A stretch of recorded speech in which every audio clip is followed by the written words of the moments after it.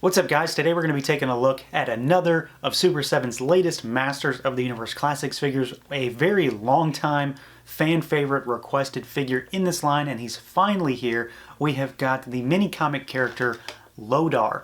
This guy comes in the standard Motu Classics packaging, so nothing too exciting to look at there unless you really like those green Grayskull bricks. We've got the Super7 logo on the side, and then the back has his current Classics era bio along with the 8 back images of the figures in the wave. So let's pull them out. Alright guys, so here is our Lodar figure out of the box, and I gotta say right off the bat, this guy comes from the mini comics, and I don't have that real nostalgic mini comics attachment. My He-Man is the cartoon. So while I am very familiar with the mini comics and I am a big fan of them, I don't have a huge attachment to Lodar as a character because he only appears in one mini comic, the Slave City mini comic. And while it's a cool story, I mostly just was really interested in this figure because he just looks cool to me. He looks kind of like a Mad Max Masters of the Universe mashup.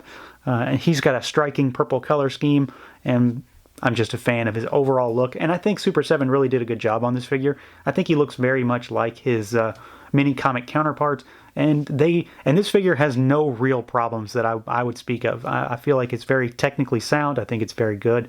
So we'll run through the normal stuff, and then we'll look at accessories and all that stuff, because he does have an extra cool accessory for his character in particular. So articulation wise, head can swivel, he can look up, he can look down a little bit, arms can go out, they can swivel, but obviously these shoulder pads are going to get in the way, so keep that in mind.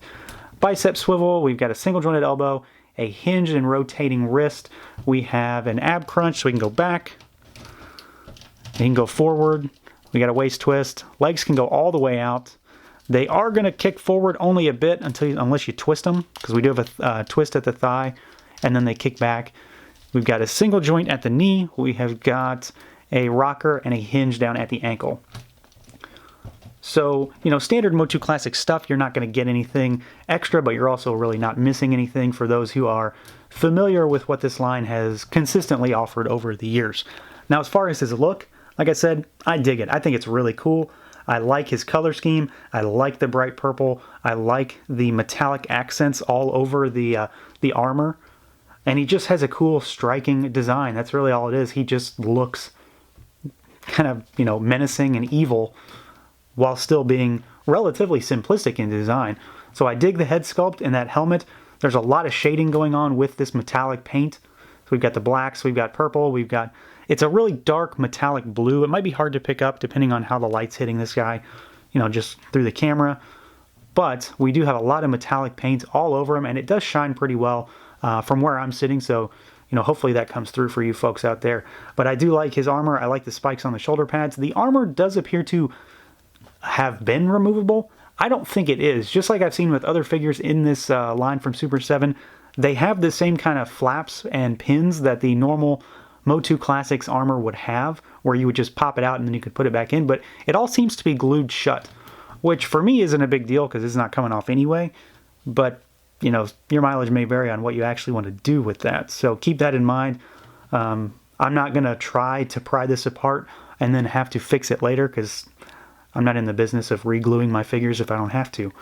We do have a spiked belt, we've got some paint down here on the crotch piece, and there's not a whole lot going on the backside. But we do have, more of the rivets on the full shoulder pads there that you can see on the sides, and we've got some more here on the chest plate. So yeah, he's actually a pretty simplistic figure, all things considered, especially when you look at some of the other figures in this wave from Super7.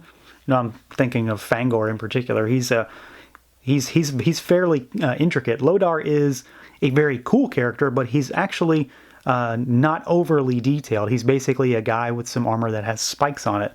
And, his head is just a helmet. You don't even have a face in there, which isn't necessarily a bad thing. I actually think he's really cool. I think I've said that enough at this point, but I do dig the design. It's very evil, very menacing, but also at the same time, slightly not your normal Masters of the Universe look, which is partly why I like it so much, because it is something a little different, and that's not just because he happens to be a big purple guy. Alright, now as far as accessories goes, we have got two, and obviously I've had one on him the entire time so far. He's got this big mace with a ton of spikes all over it, and they are similarly painted that metallic blue that matches his armor, so it very much flows with the character here. You can hold it either hand. And I think it's a cool, decent weapon for a character that's covered in spikes. You know, it's fairly basic, just like the figure in general, but it works and it looks really well when he's holding it in his hands. Now, he does have another accessory that is very much themed to the nature of his character and the Slave City mini comic that he is a part of. So let's take a look at that. No, his second accessory is not a bonus pack-in He-Man figure. It is this rather interesting set of chains that he comes with. And I'll say right off the bat that when I had seen some of the prototype pictures, I thought this was going to be one solid chunk of plastic. It is definitely not. So the chains consist of 2 cuffs that will fit around, you know, maybe one of your heroic master's wrists, and they're slightly pliable. They're not really gummy, but they're not exactly rigid either. So you can pry them apart and just slip them over the character's hands. So they act as cuffs. And then the rest is just these chain links that will attach to this plate down here. And this bar is the terminator for the chain, and it's actually screwed into the bottom there. So it doesn't seem like it's going to go anywhere. It looks very much like a heavy-duty chain. And the chain is 100% plastic links that are you know, shut together to form an actual chain, which is really cool. I wasn't expecting that until I got the box and I heard it rattling around in there. But my initial expectation, because we usually would have seen the pictures where the chains were outstretched and were kind of taut, so I just assumed they were a full piece of plastic, but I never heard that to be confirmed or denied. So that was just my assumptions for this. Overall, I think it's really cool. I like the idea of it. I don't know how practical it is for my design purposes and my shelf and my overall classic setup on my toy wall, but I like it, and I think it's a really cool accessory, especially for people who want to do dioramas or just do some toy photography. You know, store it, use it, put it back. It's, you know, it may not fit in your overall display, but it very much fits the Lodar character and the story, and it does look pretty cool when you've got, you know, He-Man or a similar hero chained to the ground. So at the end of the day, I really think I'm 100% satisfied with this figure and this package overall. I dig the figure. I really like the purple color. I like the armor. I like the design. He has all the standard articulation that I would expect him to have. He has no QC issues that I can personally note. He comes with a cool weapon. He comes with an extra cool accessory for, you know, making toy dioramas or doing some toy photography.